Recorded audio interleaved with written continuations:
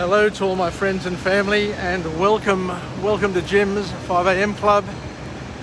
It's morning tea time here in the city, and I've just taken a break from work, and I'm down here in front of the Museum of Contemporary Art, and it looks like it's been showering, there's a bit of water around, so I'll just stay under the tree here and deliver a Jim's 5 a.m. club, a book summary to get us through the morning. And the book summary that I'm going to cover today is an absolute cracker. It's by one of the most favoured authors of mine, Robert Greene, who authored the 48 Laws of Power. But this book here that we'll be going through briefly this morning is entitled The Laws of Human Nature. The Laws of Human Nature, and we're just going to pick 3 of those laws and talk about and see where it leads us. So the author, in his typical sort of style, kicks off the book with an interesting sort of quote,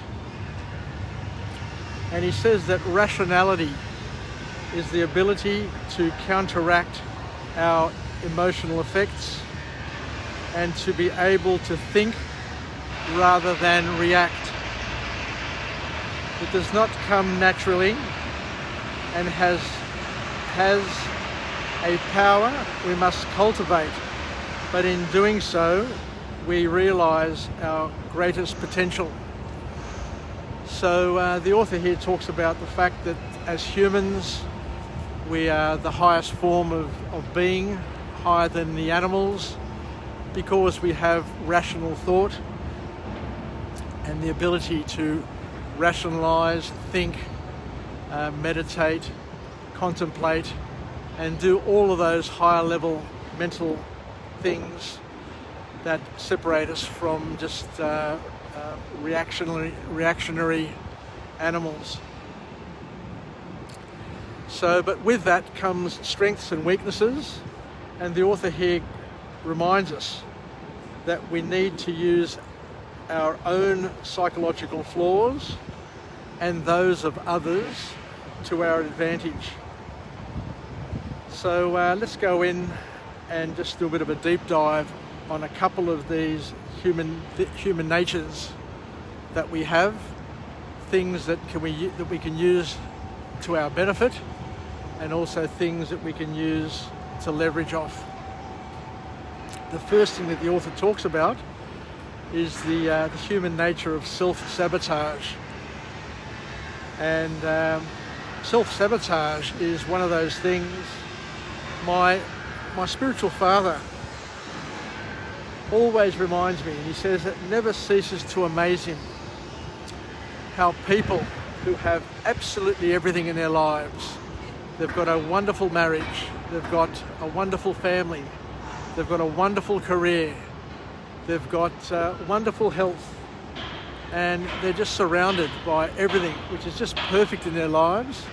He says it never ceases to amaze him how these people who have absolutely everything in their lives will just go out of their way to destroy everything and just ruin everything, not only for themselves but for the people around them.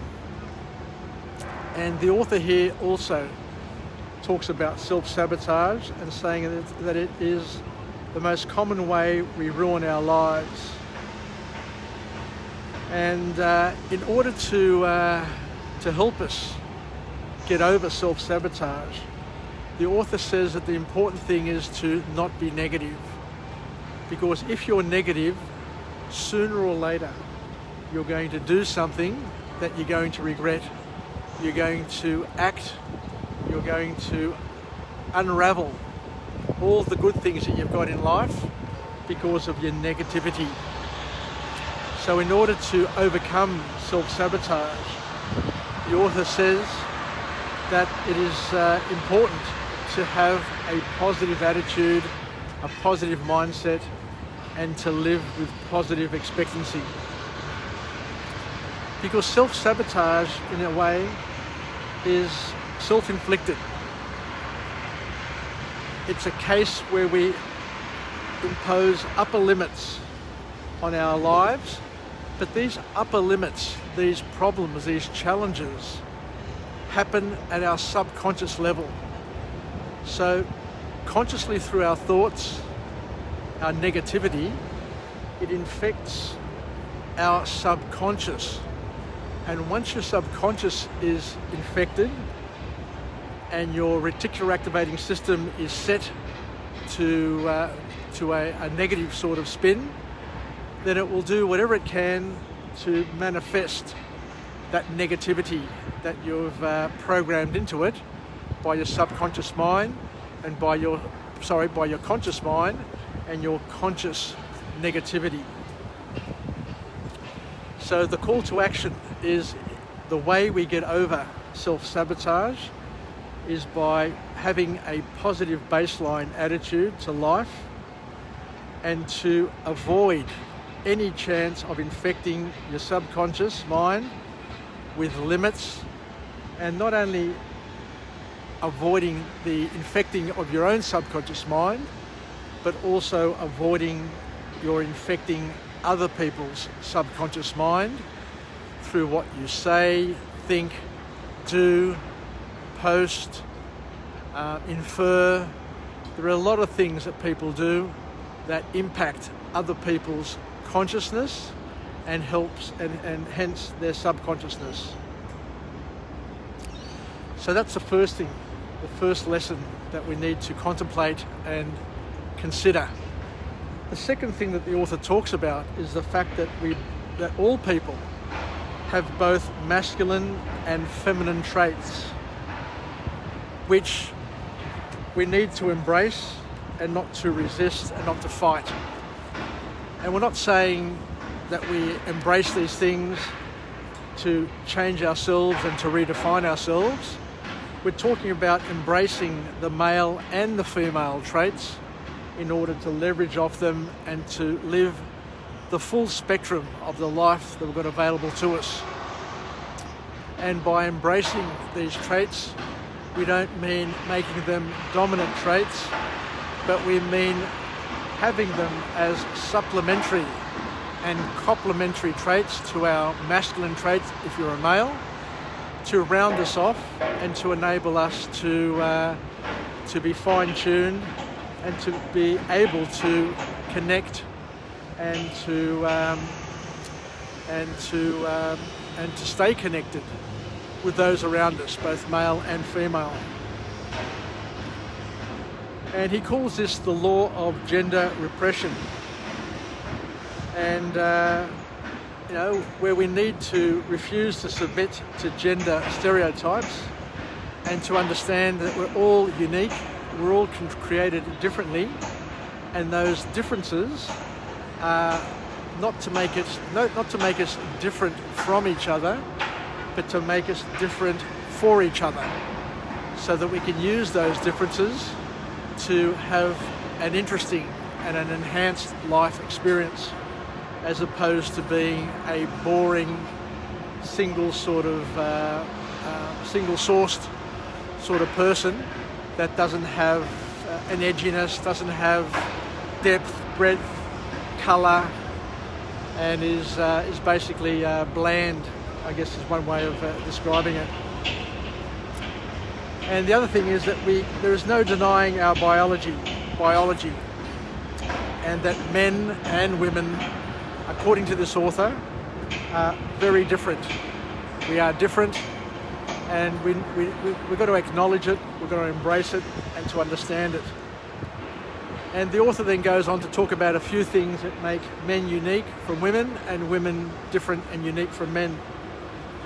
And he says here that men generally are better at categorizing, focusing, and chasing things. Whereas women, on the other hand, are wired more to be more pattern focused. There is a tendency to like to collect things and information, but the beauty that women have is that they weave it all together into a coherent web of connections, and hence why women are far better than men at networking, at connecting, and forming communities and keeping families together. So let's move on to the last point of this book, last of these human natures. And we need to understand that not only are men and women different, but generationally we are different from other generations. And each generation has a set of values that shapes the generational life, and it's much more influential than what we give it credit to. Because there's a thing that we all submit to, or that we all are comforted by, and it's a thing called tribalism, group dynamics, and generational think patterns, which bind us and bring us together as one and allow us to interact, interface, connect, and to leverage our strengths from generation to generation. And he's been able to identify 4 different generational types. We've got the revolutionaries, we've got the orderlies, we've got the pragmatists, and we've got the skeptists. So the revolutionaries are the ones who tend to upend existing systems and want to be change agents and want to change things. We've got the orderlies, who are the ones who bring order and structure to a new system and keep it functional. We've got the pragmatists, who enjoy the comforts of new order, or the comforts of the order that they have established. And we've also got, finally, we've got the skeptics, who question everything and who question their parents' life of leisure. And I guess that brings us to the end of this book summary today, just to keep it shorter and sharper. So let's finish off with a positive affirmation, and I thank you for joining me today on this episode of Jim's 5am Club. And we've just been through the book summary entitled The Laws of Human Nature by Robert Greene. And let's finish off with a positive affirmation. I'm alive, I am well, and I feel absolutely great. To my friends and family, stay connected, stay relevant, stay reasonable, and let's use the human nature, the flaws that we have. Let's understand the flaws that we have, the flaws that other people have in their human nature, and use it to our benefit. So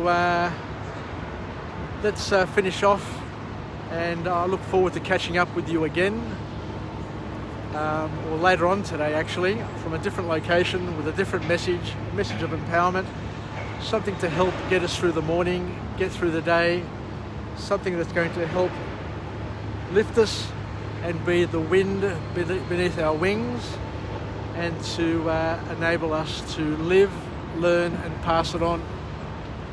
So until later, Yasas, wishing you all the very best. And once again, I absolutely thank you for joining me on this journey that I've taken, and I hope you find it as beneficial as I do, to learn something new and to pass on something new every single day. Good luck ya from Jim's 5am Club, and we'll chat again. Bye for now.